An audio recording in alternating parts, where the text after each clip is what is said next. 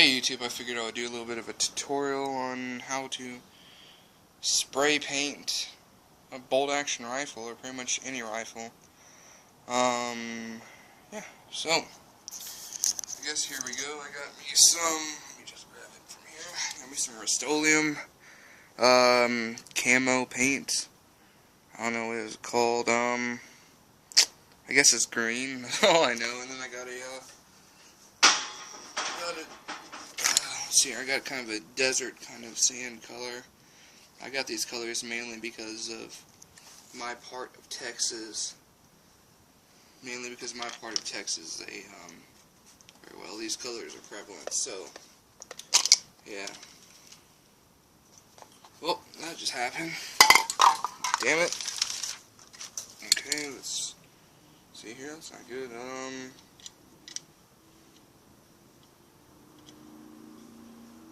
Okay, so I'm gonna do a base coat of the tan. Okay, let's go.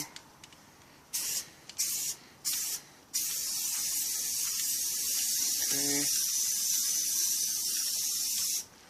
So it doesn't really matter, to be honest, when it comes to guns and stuff, especially if you really don't care much about. I mean, obviously you care about how it looks, but you're not gonna cry if it has an imperfection. So the best advice I would give to painting a gun is just not be scared. I mean, paint's easy to fix because you know you can just repaint over. You just paint over it. So even if you mess up, it's not a big deal. Yeah, that's pretty much the best advice I could give. So let's see here. I already taped up the scope. That's the only thing you really need to tape up. I mean, people tape up the actual bolt, but that's almost not necessary. In my opinion, it's not necessary at all. So let's see here. I'm gonna get the other side.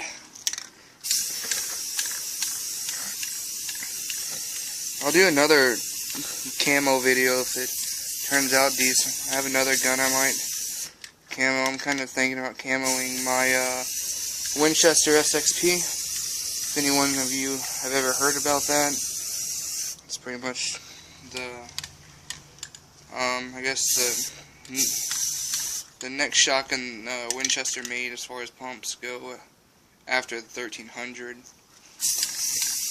Pretty much got some improvements. Yeah, what I'm doing is just, you know, painting under it. You know, you don't want to have it inconsistent.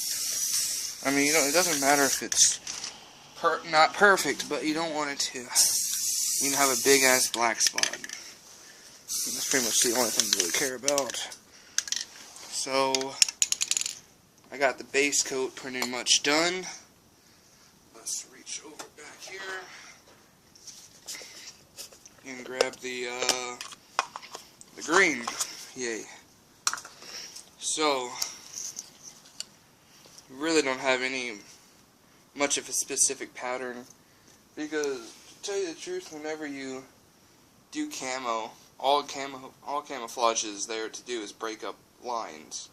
So it doesn't have to be some, you know, fancy digital camo or something like that. It could be pretty much anything, like offhand like this. Okay. Ooh, that looks good.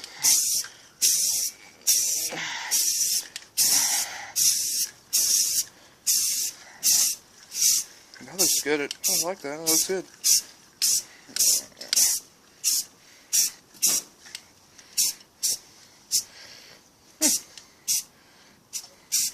There you go. Like that, you know, can be offhand, it doesn't matter. Okay.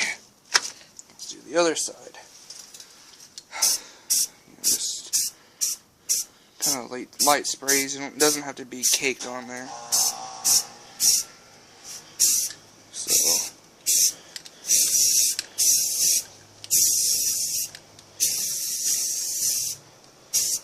like that, you know, kind of light. I don't know, you could even do kind of light airbrush, kind of, and then add some more needs it. Add some more. I don't know, tan, I guess you call it, to break up the consistency. Because obviously you don't want it to look, you know, I mean, it doesn't really matter if it's, you know, not, I don't know, explain it. Oh, shit. And that is why you don't use a plastic bag. Because it fucking sticks, so let's take it off the plastic bag. Okay, see here, I guess I gotta redo it.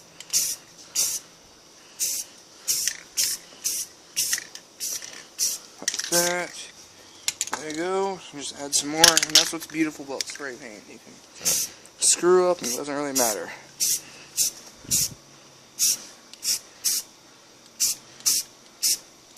You know, like that.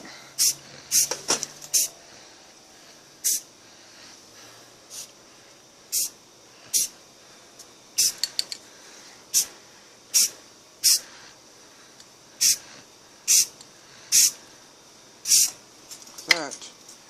And yeah, that looks a little thick, so let's break that up.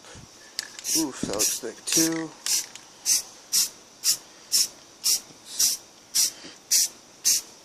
Like I said, the key is just to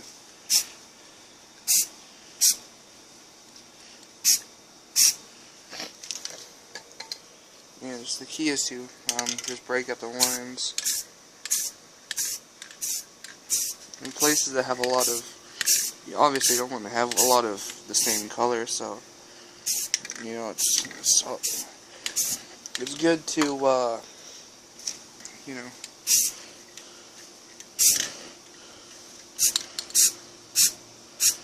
You know, it's good to break up the pattern color scheme. So I'm almost done here. Might add a little bit more, just to, like I said, break up the camo or break up the color scheme.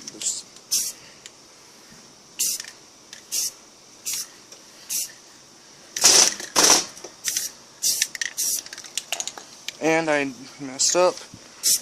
Oh, yep, that's not good either. You don't want it to look too